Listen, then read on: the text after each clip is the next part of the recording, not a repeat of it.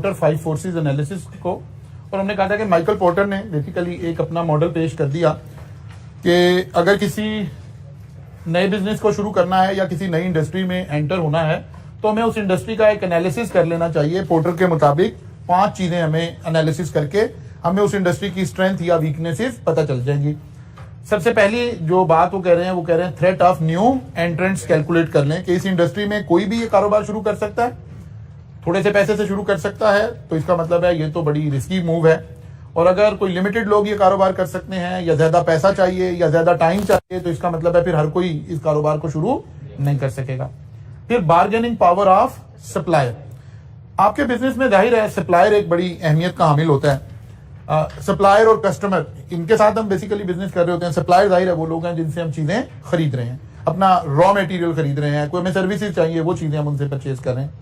वो कह रहे हैं हमें ये भी देखना चाहिए कि जिस इंडस्ट्री में हम एंटर हो रहे हैं वहां सप्लायर की कितनी पावर है, यानी हम सप्लायर के डिसीजन पर मेरे बिजनेस डिसीजन कितने डिपेंडेंट होंगे। अगर ये मैं ज्यादा सप्लायर पर डिपेंडेंट हूं तो फिर भी एक अच्छा बिजनेस नहीं हो सकता। किसी भी वक्त मेरे बिजनेस के डिसीजन मैं लेने की बजाय कौन ले रहा होगा? सप्लायर ले रहा होगा। मैं सप्लायर के डिसीजन मेकिंग पर डिपेंडेंट होऊंगा। बार्गेनिंग पावर ऑफ बायर, या मेरे कस्टमर आ गए कि कस्टमर किस तरह के हैं, मेरा बिजनेस कस्टमर पर कितना डिपेंडेंट है। अब दुनिया का हर बिजनेस कस्टमर पर डिपेंडेंट है, लेकिन देखना है कि कस्टमर की पावर कितनी है। ठीक है ना, यहां पोर्टर हमें ये सिखा रहे हैं कि हमने देखना है कि कस्टमर पावरफुल कितना है, यानी कितना इन्फ्लुएंस कर सकता है हमारी बिजनेस की डिसीजन मेकिंग के ऊपर। और फिर आ गया थ्रेट ऑफ सब्स्टिट्यूट प्रोडक्ट और सर्विसेज। जो बिजनेस हम करने जा रहे हैं इसके सब्स्टिट्यूट्स क्या है। कोई हालात चेंज होते हैं, कोई इकोनॉमिक सर्कमस्टांसेस चेंज होते हैं, तो बिजनेस में हमारा कस्टमर स्विच करके किसी दूसरी चीज पर जा सकता है कि नहीं जा सकता। और लास्ट वो कहते हैं एग्जिस्टिंग इंडस्ट्री राइवलरी। इन दोनों पॉइंट बारीक सा फर्क है। राइवलरी का मतलब है सेम प्रोडक्ट जो लोग बना रहे हैं, हमारा आपस में कंपटीशन क्या है। सब्स्टिट्यूट का मतलब है ऑल्टरनेट, ऑलमोस्ट सिमिलर नीड्स के साथ ऑप्शन क्या अवेलेबल है। ठीक है ना, हम अगर एक सीए के कॉलेज को एक जहन में रखें मॉडल के तौर पे, तो फिर उसके ऊपर ये 5 चीजें अप्लाई करें तो हमें कुछ बातें क्लियर हो जाएंगी। लेकिन हम ये वाला काम पहले 5 बातों को जरा थोड़ा और डिटेल से देखें, फिर आकर इसके ऊपर अप्लाई करते हैं। अच्छा जी, फिर हमने कल देखा था कि यार ये आपको यहां से कुछ प्रोडक्ट वो मिल गई, लाइंस मिल गई, वो ओपनिंग 2-4 लाइंस लिखने के लिए। थ्रेट ऑफ न्यू एंट्रेंट्स में हमें फिर 1.5 लाइन 2 लाइंस का एक ओपनिंग पैराग्राफ चाहिए कि ये होता क्या है, तो वो आपको यहां से मिल जाएगा। The new entrance in the industry bring new capacity and desire to gain the market share. और यहां हम थ्रेट में क्या कैलकुलेट कर रहे हैं, यही कैलकुलेट कर रहे हैं कि बैरियर्स क्या हैं। नए लोग एंटर होने के लिए कोई बैरियर है या जिसका दिल करेगा वो आ जाएगा। अगर जिसका दिल करेगा वो आ जाएगा तो उसका हालात सीए के इंस्टीट्यूट की तरह हो जाएगा। एंट्री बैरियर कोई नहीं है स्टूडेंट लेवल के ऊपर उसके। अगर हम देखें, हम अपने एंगल से देखें तो ये बात कॉलेज के लिए तो फायदे में है, लेकिन यहां बात हो रही है कंपेटिटर एंटर होने की। क्या कोई भी बंदा कॉलेज खोल सकता है? वो कहता नहीं, कोई भी बंदा कॉलेज नहीं खोल सकता। पहली बात है उसके लिए चार्टर्ड अकाउंटेंट होना जरूरी है, आई कैप से रजिस्ट्रेशन होगी, फला होगा, ये होगा, ये होगा। अच्छा जी, इंडस्ट्री की कैपेसिटी इंक्रीज होगी ना, capacity of the industry increase होगी। अगर ज्यादा कंपेटिटर आएंगे, ज्यादा लोग आएंगे तो ज्यादा कैपेसिटी क्रिएट हो जाएगी, मार्केट एक्सपेंड करेगी। अच्छा जी, कल हम कह रहे थे कि लेवल्स क्या हो सकते हैं, मैंने अब इसको ठीक कर दिया, वो ऊपर वाली लाइन हमारी ठीक होने वाली थी। Time and cost of entry. अगर शॉर्ट टाइम है और लो कॉस्ट है तो एंट्री बैरियर थ्रेट हाई है, थ्रेट हाई है क्योंकि ऊपर लिखा threat of new entrance is high.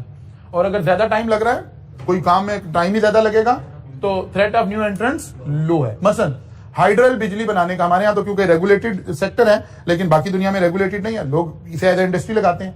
तो अगर किसी ने हाइड्रल इलेक्ट्रिक पावर जनरेट करनी है, उससे पहले उसे डैम बनाना पड़ेगा। डैम बनाने का एक लंबा प्रोसेस है, तो हम कहेंगे यार लॉन्ग टाइम लगेगा, हाई कॉस्ट लगेगी, इसमें इतना ज्यादा थ्रेट नहीं है। बिल्डिंग अ ब्रांड, अगर तो ब्रांड चाहिए तो ब्रांड को बिल्ड होने में भी टाइम लगेगा। अगेन जो है थ्रेट क्या हो गया, बिल्डिंग अ ब्रांड रिक्वायर्ड है तो थ्रेट हमारा क्या हो जाएगा, लो हो जाएगा, लो हो जाएगा। इसको भी ठीक कर लेना चाहिए और फिर ये रिड्यूस हो जाएगा। अच्छा जी, फिर आगे चलिए। स्पेशलाइज स्किल्स, अगर स्किल्स रिक्वायर्ड हैं, स्पेशलिस्ट स्किल रिक्वायर्ड हैं, तो थ्रेट ऑफ न्यू एंट्रेंस लो हो जाएगा। ये फिर फाइल वही आ गई, ला हौला वला। ये नहीं, मैंने ठीक कर दिया, मेरे ख्याल जो आपको सेंड किया वो फाइल ठीक है। आप देखें आपके पास यही है, आपके पास उल्ट हो गया ना। हाँ, ये फाइल इसने दूसरी खोल दी। ओके, आपके पास ठीक आया हुआ है, ये मैंने ठीक कर दिया था इसको। आगे चलते हैं, आगे से चलते हैं। Bargaining power of supplier, an assessment of how easy it is for supplier to derive up prices, यानी हमारे बिजनेस की प्राइसेस को मूव करने में सप्लायर का कितना रोल हो सकता है। सप्लायर कौन है? जिससे हम चीजें खरीद रहे हैं। वो कहते हैं यार ये वाली बात हम कैसे एनालिसिस करेंगे, बार्गेनिंग पावर सप्लायर की कब हाई है कब लो है। वो कहता है जी जहां से हम चीजें खरीदते हैं, नंबर ऑफ सप्लायर अगर फ्यू हैं, कम है, 2-3 लोग ही हैं जिनसे हम चीजें खरीद रहे हैं, तो इसका मतलब है उनकी बार्गेनिंग पावर हाई है, स्ट्रांग होगी। और अगर बहुत ज्यादा लार्ज नंबर है तो उनकी बार्गेनिंग पावर कम है, हम किसी से भी जाकर चीजें खरीद सकते हैं।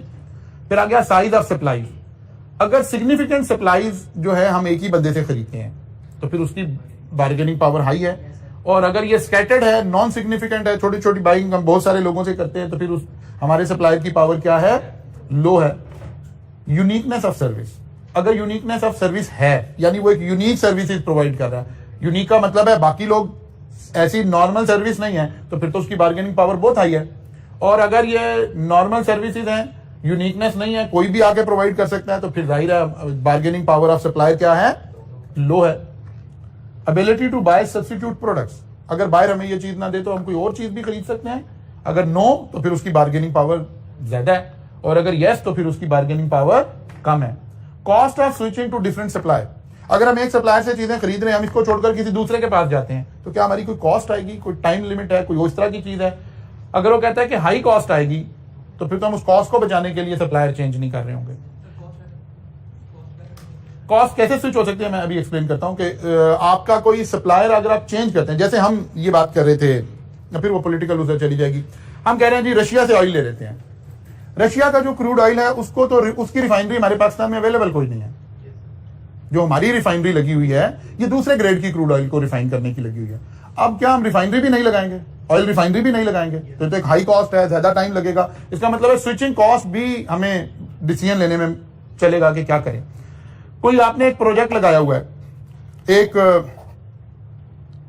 पावर जनरेशन यूनिट लगा और वो कोल के ऊपर लगा हुआ है सारे का सारा। कोयला दुनिया में महंगा हो गया है या एयर पोल्यूशन की वजह से कोई प्रॉब्लम आ गई है, हम डिसाइड करते हैं इसे कोयल से ट्रांसफर कर लेते हैं, किसके ऊपर? फर्नेस ऑयल के ऊपर। तो स्विचिंग कॉस्ट भी बहुत ज्यादा आ जाएगी। ये मुराद है कि अगर इस तरह हम अपना सप्लायर चेंज करें तो हमारी स्विचिंग कॉस्ट ज्यादा आ रही हो। Importance of product to the firm, अगर हमारे लिए वो प्रोडक्ट बहुत अहम है तो फिर तो बार्गेनिंग पावर हाई हो जाएगी। Importance of the product to the firm, हम जिक्र कर रहे थे बार्गेनिंग पावर ऑफ सप्लाई। अब क्योंकि माइकल पोर्टर ने जब एग्जांपल ली तो उसने एयरलाइन इंडस्ट्री को लेकर सारा मॉडल एक्सप्लेन किया, तो उसने कहा कि जी सप्लायर की बार्गेनिंग पावर क्या होगी। सप्लायर उस पर पहुंच गए, उसने कहा जैसे एयरलाइन इंडस्ट्री में जो आपको एयरबस परचेज करनी है, एरोप्लेन परचेज करना है, उसके दुनिया में 2 ही बड़े मैन्युफैक्चरर हैं, एक को हम बोइंग कहते हैं और दूसरे को हम एयरबस कहते हैं। वो कहते हैं जब सिर्फ 2 ही लोग ये बनाते हैं एरोप्लेन्स, तो इसका मतलब है इनकी तो सप्लायर की पावर क्या हुई? बड़ी ज्यादा हुई, ठीक है ना। और हम ऐसे भी देख सकते हैं कि हमारे पाकिस्तान में अगर कोई भी चीज ऐसी है जहां पर थोड़े से लोग वो बना रहे हैं, थोड़ी सी क्वांटिटी बन रही है, जैसे हमारे ऑटोमोबाइल इंडस्ट्री के अंदर है कि आप पहले गाड़ी बुक करवाते हैं, फिर जाकर आपका नंबर आता है, फिर आपको 6 महीने बाद गाड़ी मिलती है, नहीं तो आप एक दफा 4-60 लाख की गाड़ी खरीदें, फिर उस पर 5-6 लाख रुपया ओन भी दें। ये क्यों हो रहा है? बिकॉज सप्लायर की जो पावर है वो हाई है। और अगर नंबर ऑफ सप्लायर ज्यादा हो और अबेंडेंटली चीजें अवेलेबल हैं, तो आप देखते हैं लोग सेल लगा लगा कर चीजें सेल कर रहे हैं। लोग ये कह रहे हैं हमारी चीज पहले खरीद लें, पैसे बाद में दे दें। लेकिन जहां सप्लायर की पावर हाई है तो वहां पर ऐसा नहीं है। फिर आ जाती बार्गेनिंग पावर ऑफ बायर, खरीदार की ताकत इस बिजनेस में कितनी होगी। An assessment of how easy it is for buyer to drive prices, customer कितना पावरफुल होगा उस बिजनेस में, हमें इसे भी इवेल्युएट करने की जरूरत है। वो कहते हैं कैसे पता चला करेगा कस्टमर कितना पावरफुल है? वो कहते हैं इस तरह की बातों से पता चल जाएगा। नंबर ऑफ कस्टमर, अगर नंबर ऑफ कस्टमर कम है तो इसका मतलब है, यानी कोई ऐसी बिजनेस है जिसके 5-6 लोग हैं, वो उन्हीं को सप्लाई देता है, तो इसका मतलब है ये तो बहुत ज्यादा डिपेंडेंट कस्टमर के ऊपर है हम। लेकिन अगर लार्ज नंबर ऑफ कस्टमर है तो फिर कस्टमर के ऊपर इतनी ज्यादा डिपेंडेंस हमारी नहीं है। साइज ऑफ ऑर्डर, एक कस्टमर कितने आप क्वांटिटी खरीद रहा है, अगर लार्ज साइज है, सिग्निफिकेंट पोर्शन, एक ही कस्टमर खरीद रहा है तो फिर हम उसके ऊपर बहुत ज्यादा डिपेंडेंट है। मसलन आपको ये केमिकल बनाते हैं और आपका सबसे बड़ा 80-90% वो केमिकल निशात मिल ही खरीदता है, तो फिर तो ये बड़ा काम खराब है। आपका जो सारे का सारा कस्टमर है, एक शख्स है 70-80% उसके पास है, कल को वो नहीं खरीदेगा तो आपकी इंडस्ट्री तो सारी की सारी प्रॉब्लम में आ जाएगी। तो bargaining power of supply customer जो है यहाँ बहुत हाई है। लेकिन अगर स्मॉल है, छोटे छोटे ऑर्डर हैं, बहुत सारे लोग ले रहे हैं, तो फिर इससे इतना मसला नजर नहीं आएगा। Major differences between product and services, high switching cost for customer. Customer के लिए अगर स्विचिंग कॉस्ट ज्यादा है, कस्टमर ने प्रोडक्ट को स्विच करना है तो उसकी कॉस्ट ज्यादा आ रही है, तो वो मजबूरन ही आपके साथ ही जुड़ा रहेगा। और बाद दफा फिर हम ऐसा ही करते हैं कि एक दफा एक कस्टमर की कॉस्ट इनकर करवा लेते हैं और फिर उसको बाकी की चीजें हम सेल करते रहते हैं।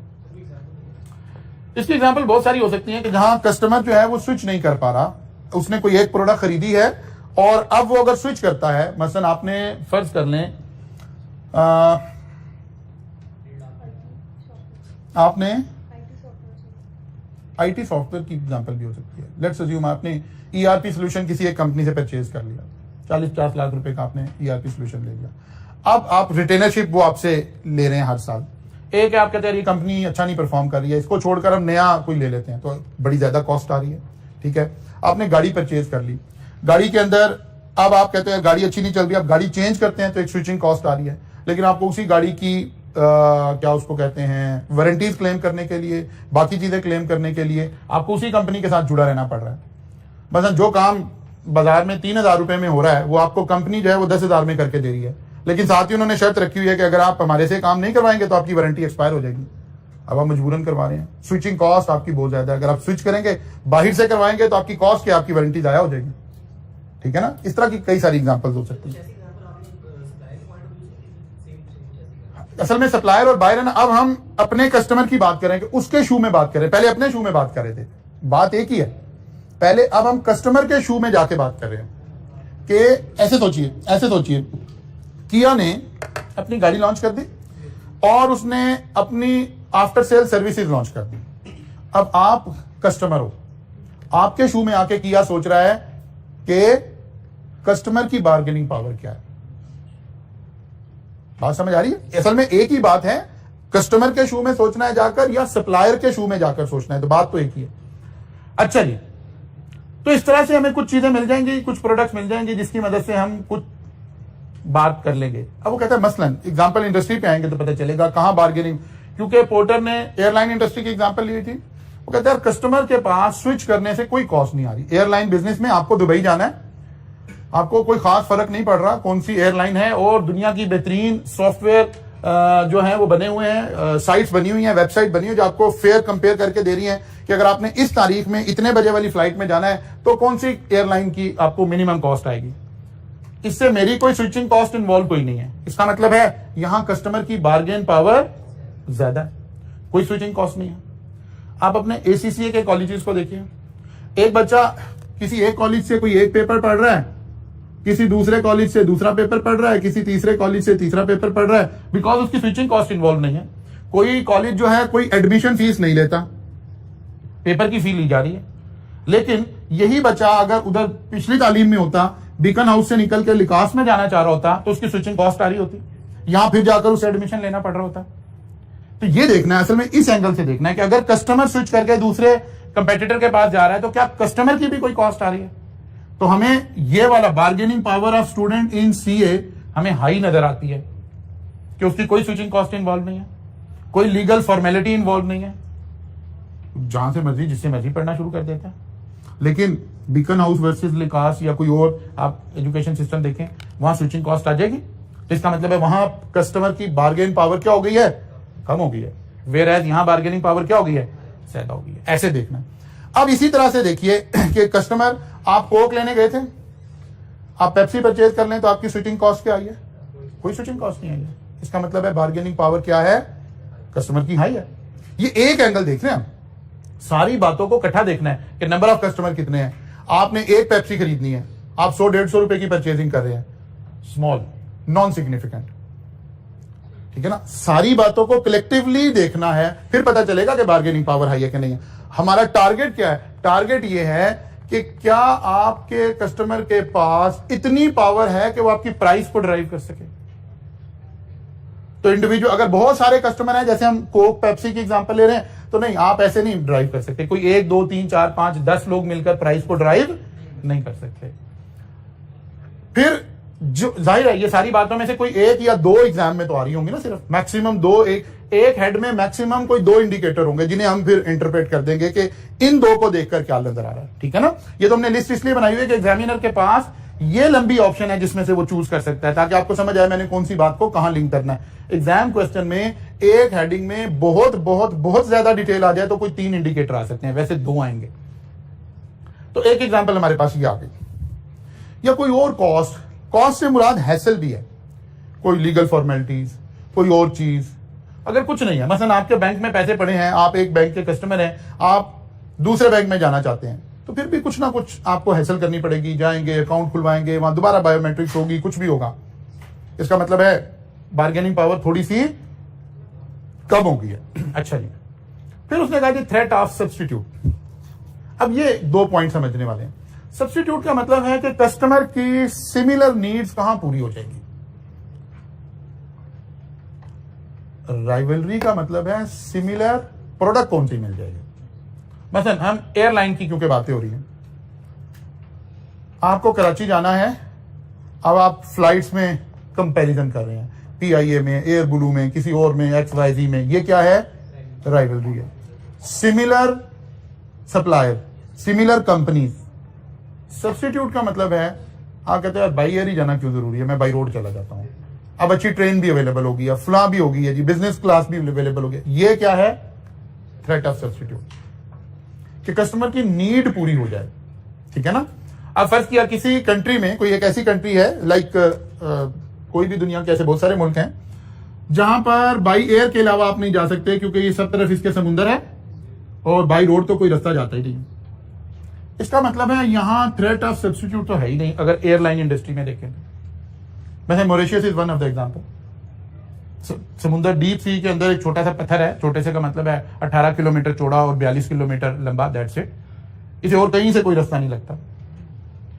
अब एयरलाइन इंडस्ट्री में अगर इस मुल्क में हम बात कर रहे होंगे तो threat of substitute airline industry को इस कंट्री की फ्लाइट्स में कोई नहीं है। लेकिन बहुत सारे दूसरे दुनिया के ममालिक हैं जहां आप बाई ट्रेन भी जा सकते हैं, बाई रोड भी जा सकते हैं, बाकी सब कुछ। ये थ्रेट ऑफ सब्स्टिट्यूट क्रिएट हुआ। जैसे आजकल वो बात हो रही है, क्या उसका नाम है,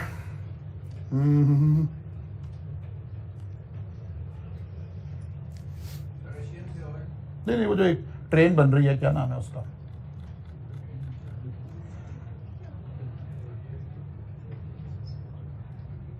आप अपने नोट्स में देखिए, मैंने उसमें अपडेट किया हुआ है। थ्रेट ऑफ सब्स्टिट्यूट में देखें, वो जो हम एक ट्रेन बना रहे, नाम मेरे ध्यान से स्किप हो रहा है, हाइड्रल रूट ट्रेन, ठीक है ना। आगे आपके पास तो ये वाली स्लाइड आई ना जिसमें मैंने अपडेट किया हुआ। ओके, अब जरा देखिए, ये ट्रेन 1200 किलोमीटर पर आवर की स्पीड से चल रही होगी, ठीक है ना। और अब ये सब्स्टिट्यूट बनेगा, threat of substitute for airline. Time भी कम लग रहा होगा, सारा कुछ होगा, कॉस्ट भी इसके रिलेटिवली कम आ रही होगी। तो इसको हम कह रहे हैं थ्रेट ऑफ सब्स्टिट्यूट। कि आप कोई दूसरी प्रोडक्ट आप ले ले, कस्टमर कहेगा यार इसकी प्राइस इतनी बढ़ गई है तो इससे बेहतर मैं फलां चीज इस्तेमाल कर लूंगा, और बजाहिर वो कंपेटिटर नजर ना आ रहे हो। जैसे यहां भी एक एग्जांपल लिखी हुई है कि कॉफी और एनर्जी ड्रिंक। अब बजाहिर तो ये 2 अलग अलग चीजें हैं, ठीक है ना। Coffee is something else and energy drink is something else. लेकिन वो कहते हैं कि नहीं, ये सब्स्टिट्यूट हो सकती हैं। कि अगर कॉफी की प्राइसेस इतनी बढ़ जाएं कि बंदा कहे यार अच्छा यार, फिर वो ऐसे सोचना शुरू कर दे, अच्छा यार कॉफी का भी मतलब यही था ना कि जरा मैं जागता रहूं, जरा एनर्जेटिक रहूं, तो वाई नॉट मैं एनर्जी ड्रिंक ही ले लेता हूं। Threat of substitute.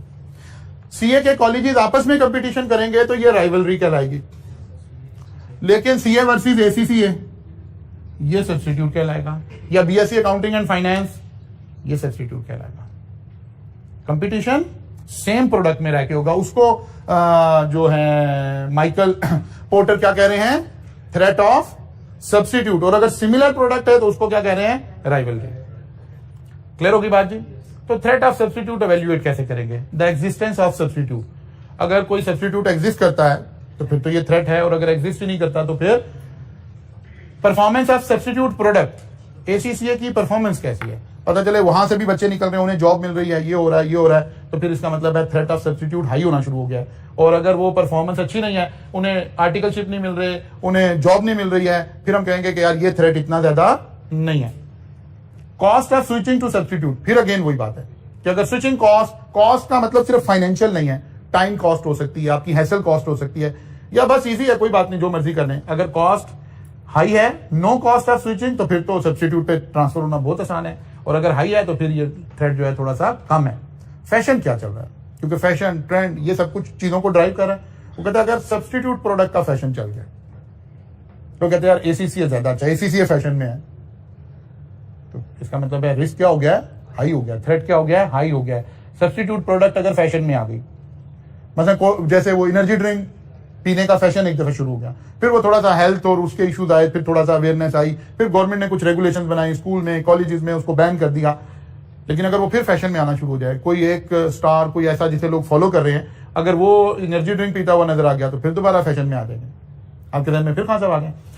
ठीक है, तो कोई भी बंदा जो ट्रेंड चलाने की ताकत रखता हो, अगर फैशन में चीज आ गई तो फिर काम खराब हो जाएगा, और अगर वो आउट ऑफ फैशन है तो फिर लो हो गया थ्रेट। अच्छा, यहां आ गई थी वो एग्जाम्पल। एयरलाइन इंडस्ट्री के लिए सब्स्टिट्यूट प्रोडक्ट्स क्या हो सकती हैं, ठीक है, तो वो कह रहा है वैक्यूम ट्यूब इसकी हो सकती है, रोड हो सकता है, बाई रोड भी सब्स्टिट्यूट हो सकता है। अगर पाकिस्तान रेलवे अपनी परफॉर्मेंस बेहतर करना शुरू कर दे, ये देखें हम कह रहे थे कि जो सब्स्टिट्यूट प्रोडक्ट है उसकी परफॉर्मेंस कैसी है, ट्रेन टाइम पर आना शुरू कर दें, टाइम पर चलना शुरू कर दें, कोई ट्रेन के हादसा कम होने शुरू हो जाए, ट्रेन की स्पीड बेहतर हो जाए, तो पाकिस्तान की वो फ्लाइट जो लाहौर कराची में जा रही है उसके लिए थ्रेट क्रिएट हो जाएगा, लाहौर इस्लामाबाद के लिए थ्रेट क्रिएट हो जाएगा, ठीक है ना। लेकिन अगर ऐसा नहीं हो रहा तो फिर ऑब्वियसली थ्रेट क्रिएट नहीं हो रहा। जैसे हम उबर के बिजनेस को देखें, तो उबर के बिजनेस में थ्रेट्स सब्स्टिट्यूट क्या है, ऑरेंज ट्रेन, मेट्रो बस, स्पीडो या पब्लिक ट्रांसपोर्ट, ये सब क्या है, सब्स्टिट्यूट है। और राइवलरी क्या है, उबर, क्रीम, इन ड्राइव, फला फला फला। ये बात समझ आ गई। ऐसे हमने देखना है, इसको थोड़ा सा डिफरेंशिएट करना है। राइवलरी अमंग एग्जिस्टिंग कंपेटिटर, वो कह रहा था main driver is the number and capabilities of competitor in the market. कितने लोग हैं जो कंपीट कर रहे हैं और उनकी कैपेबिलिटीज क्या है। नॉर्मली जब हम कंपटीशन क्रिएट करते हैं ना, तो उसूल यह है कंपटीशन देखने का, ये नीचे मैंने बातें लिखी भी हुई हैं, उसूल यह है कि सिमिलर साइज की कंपनीज कंपेटिटर ट्रीट होती हैं। जो सिमिलर साइज की कंपनीज नहीं है उन्हें कंपेटिटर ट्रीट नहीं करते। मसलन कोक और पेप्सी आपस में कंपेटिटर हैं, लेकिन कोई बड़ी छोटी सी नीश किसी इलाके में कोई एक और ड्रिंक है, कोई लोकल ब्रांड है, तो वो कंपेटिटर ट्रीट नहीं हो रहा होगा। नहीं, गोर में अभी लाहौर की एक कोल्ड ड्रिंक कितना, चलें सोचें, आप जरा एक्सपैंड करें।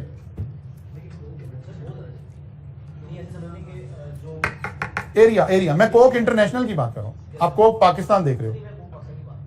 अगर आप कोक पाकिस्तान में कहें चले, फिर हम कहते हैं कि आपको कुछ करने के लिए कह देते हैं ठीक है ना, है नहीं कोई कहीं करीब भी नहीं, बिल्कुल कहीं करीब नहीं। आप इन कंपनी का, मल्टीनेशनल कंपनी का मुकाबला नहीं कर सकते, वो वॉल्यूम का आपको अंदाजा ही नहीं है। They can not fulfil their demand, हर वक्त शॉर्ट है, हर वक्त शॉर्ट है। ये बड़ा अच्छा बिजनेस है, आपको कभी भी कोक की फैक्ट्री से सप्लाई मिल सकती हो, आप परचेज कर लें, उसको रीसेल कर दें, यही बड़ा अच्छा बिजनेस है, ठीक है। ये तो इतनी ज्यादा डिमांड वाली प्रोडक्ट्स हैं। लेकिन बहरहाल हम किसी और तनाजुर में दायरे बात करें, कोक के फजाइल नहीं बयान कर रहे तो हम ये कह रहे हैं सिमिलर साइज की कंपनीज का मुकाबला किया जा रहा होगा, सिमिलर कैपेबिलिटीज की, सिमिलर ब्रांड्स का आपस में मुकाबला होगा। कोई छोटा सा चीज आ गई है तो उससे उसका मुकाबला नहीं हो रहा होगा।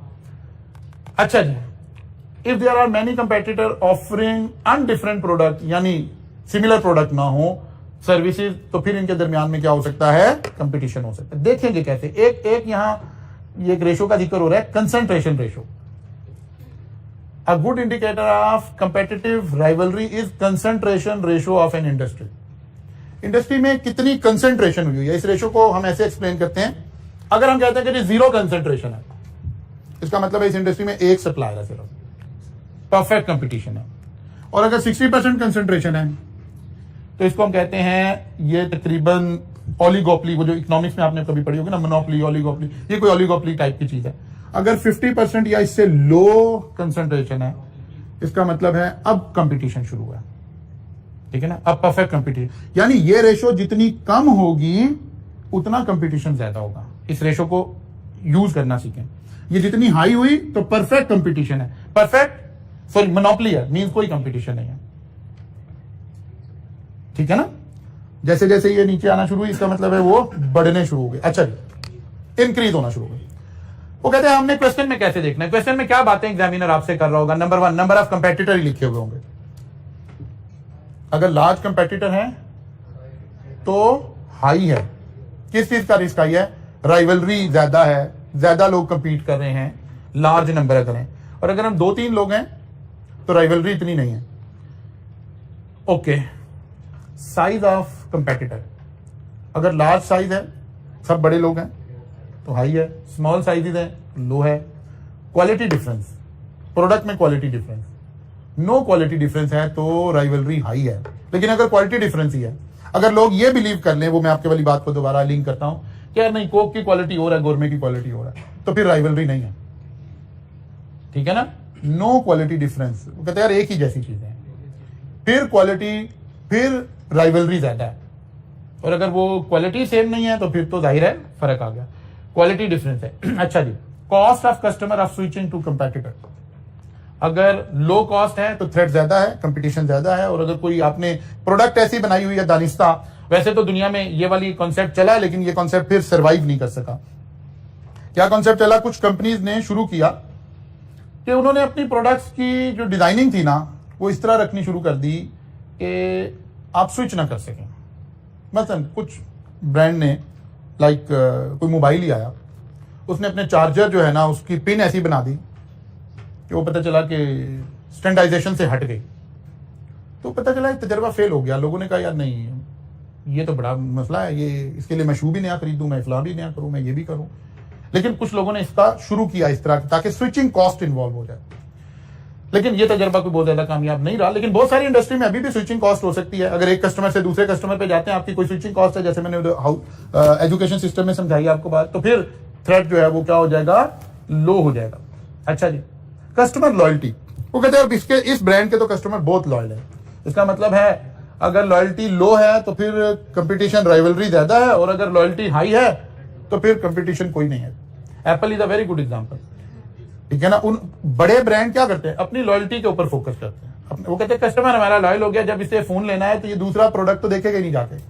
फलां गाड़ी का कस्टमर है, जब वो गाड़ी चेंज करने जाएगा तो दूसरी गाड़ी देखेगा ही नहीं, कहेगा इसी ब्रांड की मैंने गाड़ी लेनी है। तो कस्टमर लॉयल्टी एक बड़ा स्ट्रॉन्ग आपके पास वो है कि जिससे आप राइवलरी को क्या कर सकते हैं, काउंटर कर सकते हैं। जाहिर है ओवर द ईयर्स हम इसके ऊपर मेहनत कर रहे होंगे, ब्रांड के ऊपर मेहनत कर रहे होंगे, लेकिन जाहिर है लॉयल्टी जनरेट करने के लिए या ब्रांड बनाने के लिए, जैसे हम ब्रांड कह रहे हैं, ब्रांड आप खुद तो नहीं कह सकते कि 2+2 ब्रांड आ गया, ऐसे तो नहीं आएगा। ब्रांड तक पहुंचने के लिए आपको या तो टेक्नोलॉजिकली लीड करना पड़ेगा। मसलन अगर आप एप्पल की एग्जांपल लें तो उसने एक इंप्रेशन दिया कि यार हम लीड कर रहे हैं, सबसे मोस्ट सोफिस्टिकेटेड, मोस्ट जो है ना मॉडर्न, और ये और ये और ये काम हम कर रहे होंगे।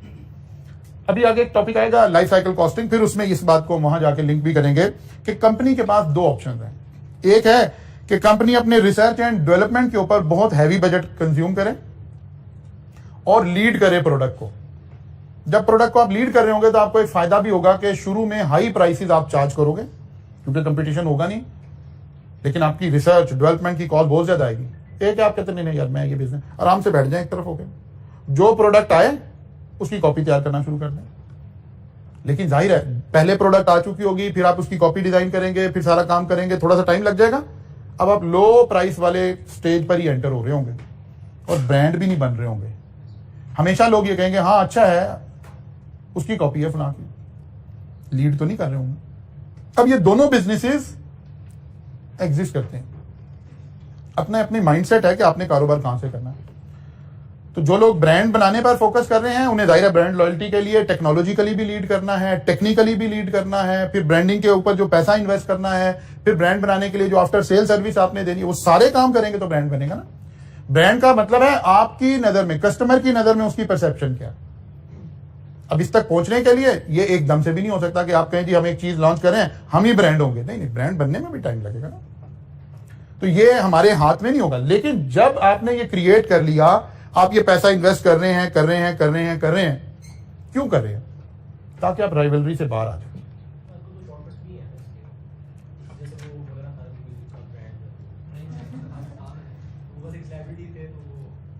लेकिन ब्रांड बनेगा नहीं ना। मैं मौलाना से मुझे इख्तलाफ नहीं, मैं अपने आप को हमेशा से जिंदगी भर मौलाना के मतलब चाहने वालों में शुमार करता रहा, सिवाय ये 1 साल निकाल के जो मैंने कहा बच्चे परेशान ना हो जाए, तो ये 1 साल निकाल के जब उन्होंने एक पॉलिटिकल स्टांस देना शुरू किया, जो कि उनकी फेम गलत नहीं है, पॉलिटिकली हर आदमी का राइट है, लेकिन जब एक आदमी की फेम इतनी बड़ी चली जाती है, एक आदमी खुद इतना बड़ा ब्रांड होता है, तो फिर जब वो किसी के साथ खुद को लिंक करता है ना, तो फिर उस शैडो के पॉजिटिव नेगेटिव सारे आप पर आने शुरू हो जाते हैं। लेकिन मौलाना ने जो ब्रांड लॉन्च किया ना, मैं कुदरती गुज़िश्ता कल रात को मौलाना के ब्रांड पे खड़ा हुआ था, वो ब्रांड बन नहीं सकेगा अभी। मौलाना का नाम, मौलाना की फेम मुझे ले गया उस शॉप में, लेकिन उस शॉप में जाके तो मुझे कोई एक चीज काम की नहीं लगी, क्वालिटी नहीं लगी। मुझे ऐसे लगा जैसे मौलाना साहब का नाम सेल हो रहा है यहाँ पे। तो प्राइसिंग हाई कर दी, सारा कुछ कर दिया। आप इसके मुकाबले में मतलब जे डॉट पे चले जाएं तो कम से कम कुछ बेहतरी नजर आनी शुरू हो जाएगी। तो ब्रांड एक दफा बना देना, एक दफा पैसा मार्केटिंग में फेंक देना, हम समझते हैं ब्रांड बन गया। ब्रांड नहीं बना। ब्रांड का मतलब है कि कस्टमर ये कहना शुरू करे, मसलन ये हमारे जो जब बिजनेसमैन एंटर हुआ, जुनैद जमशेद को, इमरान खान को, इन लोगों को ये क्रेडिट जाता है ना कि इन्होंने थोड़ा सा रिवाज में, जो हमारा इस्लामिक कल्चर था वो किसी हद तक रिवाज में आया, शलवार कमीज टोपी पहनना ये रिवाज में आई। तो जे डॉट ने कैप्स बनानी शुरू की, वंडरफुल कैप्स, ठीक है, प्राइस नॉर्मल कैप, अब कैप के मुकाबले में प्राइस बहुत हाई, लेकिन आपको पता है कि अगर सबसे अच्छी क्वालिटी चाहिए ना तो बस ये अवेलेबल है। फिर ब्रांड बनेगा जब कस्टमर ये सोच ले कि यार इससे अच्छी प्रोडक्ट नहीं मिलेगी, मुझे ढूंढना नहीं चाहिए, फिरना नहीं चाहिए, अब ब्रांड बनाए।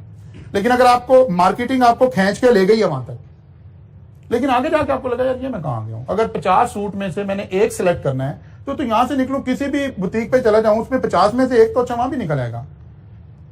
जब ये निशात ने शुरू में अपना लॉन्च किया ना ब्रांड, तो यकीन जाने कि आप आंखें बंद करके कोई भी सूट खरीद लाए, वो अप टू द मार्क था। तो किसी ने कोई गिफ्ट देना है, मतलब मुझे अपनी किसी सिस्टर को, किसी मदर को, किसी को गिफ्ट देना है, मैंने कहा जरा परेशान ना हो जाए, तो आप आंखें बंद करके सूट खरीद लें, वो जाके पसंद आ जाएगा। लेकिन अब निशात का भी वही हाल है कि अब अगर 50 सूट लगे हुए हैं तो उसमें से कोई 2 पसंद आएंगे, फिर आप सोचेंगे यार पता नहीं अगले को पसंद है, चलो मैं यार साथ ही लेके आके खरीद लूंगा।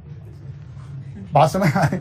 जब अब ये ब्रांड नहीं कहलाएगा, ठीक है ब्रांड होगा, लेकिन वो जो ब्रांडिंग की ये वाली बात है, ब्रांड लॉयल्टी, ये नहीं आएगी।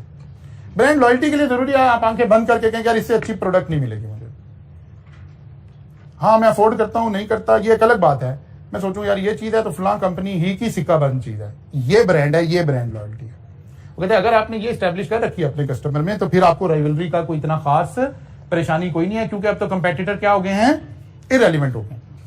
ठीक है ना, कंपेटिटर इररेलेवेंट हो गए। उन्होंने कहा जी बस इसी से ही करना है जी, ऐसे ही करना है जी। एचईसन, जिन लोगों ने एचईसन में पढ़ना है उन्होंने एचईसन में ही पढ़ना है। वो कहते हैं पढ़ाई छोड़ो, क्या हो रहा है क्या नहीं हो रहा, बस वहां जाके जो नेटवर्किंग एस्टैब्लिश होती है, एचईसोनियन होना जो प्राइड की बात है, वो कहते हैं बस यार वो काफी है, दैट्स इट। अब एक ब्रांड एस्टैब्लिश हो गया। अच्छा जी, फिर वही एग्जिस्टिंग बैरियर और वो कस्टमर के आने और जाने की कॉस्ट आ गई जी।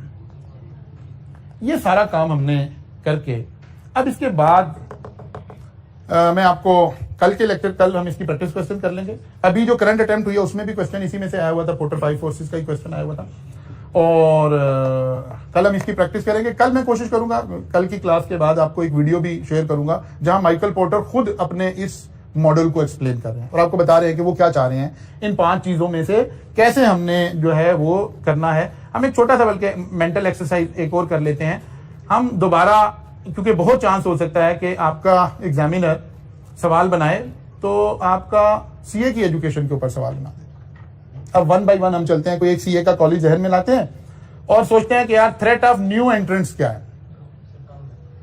Threat of new entrance high है कि लो है? हम कहेंगे लो टू मीडियम है। बिल्कुल लो नहीं कहेंगे, ठीक है ना, लो टू मीडियम है। सिलेक्टेड लोग आ सकते हैं, सारे लोग नहीं आ सकते।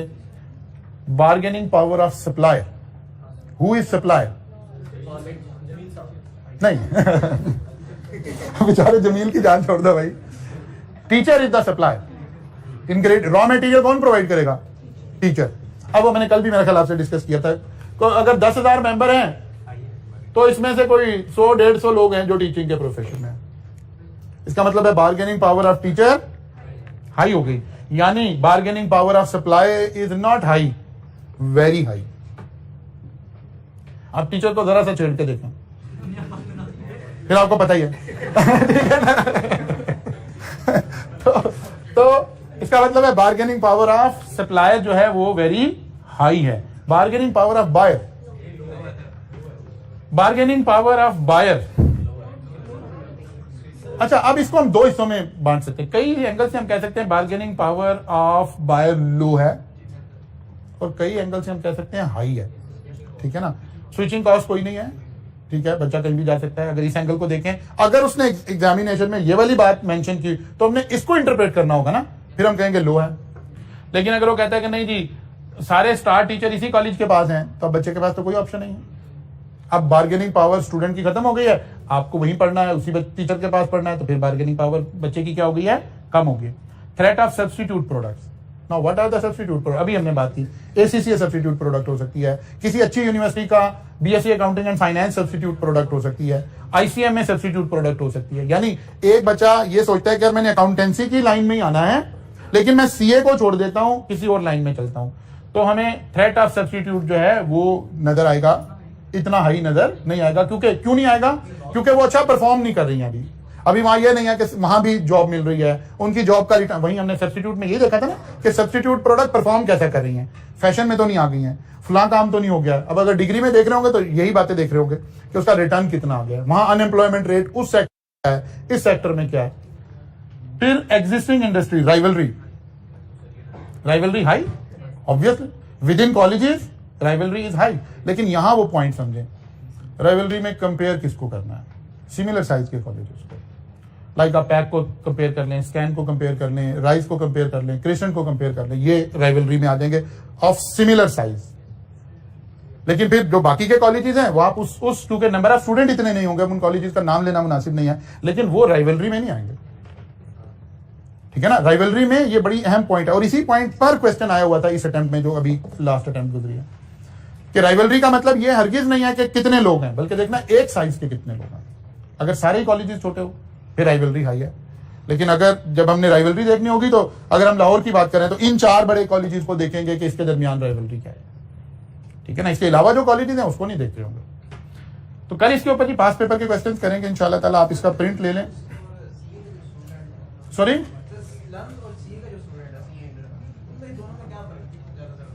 एक्चुअली दो बातें तो दो अलग अलग हैं, लेकिन अगर मैं इसको फेयरली हकीकत पसंदाना वो कंपैरिजन करूं ना, तो लम्स जैसी यूनिवर्सिटी के जो ग्रेजुएट्स हैं ना अकाउंटिंग एंड फाइनेंस करके, वो सम टाइम सीए को compete कर रहे हैं ऐसे ही। एक्चुअली फर्क क्या है? फर्क वही है, हम खुद उसमें इन्वॉल्व हैं उस सारी एक्टिविटी में। आई कैप आपको पढ़ाने पर फोकस कर रहा है, ग्रूम नहीं कर रहा। How to sell your qualities ये नहीं आपके अंदर पैदा की जा रही है। हाँ, हमारे प्रोफेशन पे एक छाप लगी हुई है, लोग हमें बड़ा पढ़ा लिखा समझ रहे हैं, लोग हमें एक फील्ड का अल्टीमेट एक्सपर्ट हमें ही समझ रहे हैं। इसको आप समझ लें, ये ब्रांड क्रिएट हुआ है। जब हम आई कैप में बैठकर मीटिंग्स में बैठते हैं ना, जब हम, तो वहां ये बात डिस्कस हो रही होती है कि how to market our brand. CA के ब्रांड को मार्केट आई कैप करने की कोशिश करता है, और हम सब उसके बेनिफिशियरी हैं। अगर हमारी सॉफ्ट स्किल्स को, हमारी प्रेजेंटेशन स्किल्स को इंप्रूव कर दिया जाए, फिर तो कोई नहीं कंपीट कर सकता। लेकिन लम्स का बच्चा और सीए का बच्चा, इसमें बहुत फर्क है। ये बात आपको अच्छी लगे या बुरी लगे, इसमें फर्क है, और इस वजह से वो कंपीट कर रहा है। अब सबसे बड़ा रोल रेगुलेटर का था, आई कैप का था। उसने कुछ भी नहीं, उसने कॉलेज को तो टका टोकरी किया हुआ है। मतलब ग्रूमिंग कैसे हो सकती है? कोई डिसिप्लिन आएगा? डिसिप्लिन कैसे आएगा? रेगुलेटर कोई किसी को पावर देगा? या आप एक बच्चों को सख्ती करें, कहेंगे यार छोड़ो यार, दूसरे कॉलेज में चले जाते हैं, कोई स्विचिंग कॉस्ट नहीं है। आप बच्चों का पाबंदी लगा दें कि इस ड्रेस के अलावा आपने नहीं आना, वो कहते सर इतनी गर्मी है, आप कह रहे हैं टाई लगा के आए। बात है ना, बच्चा ग्रूम कैसे होगा? अच्छा, फिर आपने लिया भी ग्रूम बच्चा नहीं है। जब इनटेक हो रही थी, एक था ना, उस वक्त आप ग्रूम बच्चा ले लेते, वो भी नहीं आपने लिया। आपने तो कहा कोई एंट्री बैरियर नहीं, सारे बच्चे आ गए। फाइनेंशियल बैरियर कोई नहीं था कि अमीर लोगों के बच्चे आए, ये भी नहीं था। अगर अमीर के बच्चे ज्यादा आए हुए होते तो वो खुद से ही ग्रूम होते, वो भी नहीं है। अच्छी स्कूलिंग से होते, वो भी नहीं है। अब हमने बेसिकली सारे मुल्क को एक इक्वल अपॉर्चुनिटी देकर बच्चे इकट्ठे कर दिए। इस प्रोफेशन में। अब चाहिए ये था कि as a regulator I cap इसके ऊपर बहुत ज्यादा फोकस करता और आपको ग्रूम करता। अब इस लेवल पर तो अभी आप ग्रूम नहीं हो रहे, बिल्कुल भी। आप नॉलेज हासिल कर रहे हैं, बिल्कुल कोई ग्रूमिंग नहीं हो रही, बल्कि डी ग्रूमिंग हो रही है। अगर ये लफ्ज ठीक है तो मुझे नहीं पता टेक्निकली ठीक है कि नहीं, डी ग्रूमिंग हो रही है। जैसे मर्जी आ जाए, चप्पल पहन के आ जाए, मुंह धो के आ जाए, बगैर धोए आ जाए, जैसे मर्जी आ जाए, मसला ही कोई नहीं। तो लेकिन जैसे ही आप आर्टिकलशिप में जाते हैं और कोई रीजनेबली गुड फर्म में चले जाते हैं, बिल्कुल लो एंड फर्म की बात नहीं हो रही, रीजनेबली गुड फर्म में चले जाते हैं, अब आपकी ग्रूमिंग शुरू हो जाती है। अल्टीमेटली आप सेव हो जाते हैं किसी हद तक, और जो बिग 4 वाले बच्चे हैं वो तो 100% सेफ हो जाते हैं, क्योंकि अब बिग 4 उनको ग्रूमिंग कर देते हैं। वो मल्टीनेशनल क्लाइंट्स पर जा रहे हैं, अच्छे क्लाइंट्स पर जा रहे हैं, अच्छे एनवायरनमेंट में जा रहे हैं, सारी ग्रूमिंग हो गई। लेकिन कोई बिल्कुल एक QCR रेटेड फर्म भी नहीं है, वहां बच्चा चला गया है, तो उस फर्म का अपना माहौल ऐसे ही होगा, जैसे मर्जी चले जाएं, जैसे मर्जी आ जाएं, तो कोई ग्रूमिंग नहीं होगी फिर। लेकिन फिर भी आप उस ब्रांड की वजह से एक अच्छी जिंदगी जरूर गुजार रहे होंगे।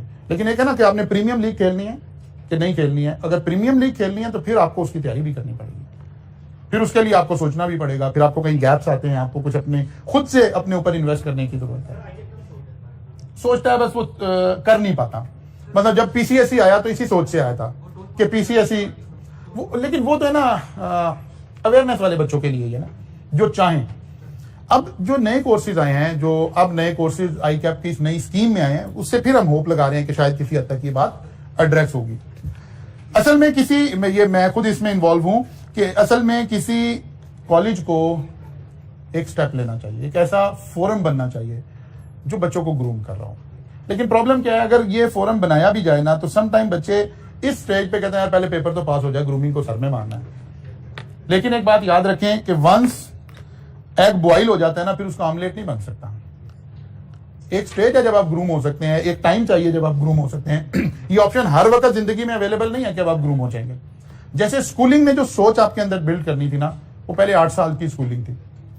अब आप सारी जिंदगी लगे रहें, सारी जिंदगी लगे रहें, जितना मर्जी पढ़ लें, वो सोच आप इस्टेब्लिश नहीं कर सकते। जो टॉप रेंज के बच्चे 8th क्लास तक उनकी जो बिल्ट होता है उनके अंदर, वो अब आप सारा जिंदगी पढ़ते रहे, वो बिल्ट नहीं हो सकता दोबारा, वो एज गुजर गई है। इसीलिए ग्रूमिंग का भी यही टाइम है, यहाँ कॉलेजेस को पार्टिसिपेट करना चाहिए, आपको खुद सोचना चाहिए कि आप ग्रूम हो। कल मुलाकात होगी इंशाल्लाह, यहाँ से आगे चलेंगे।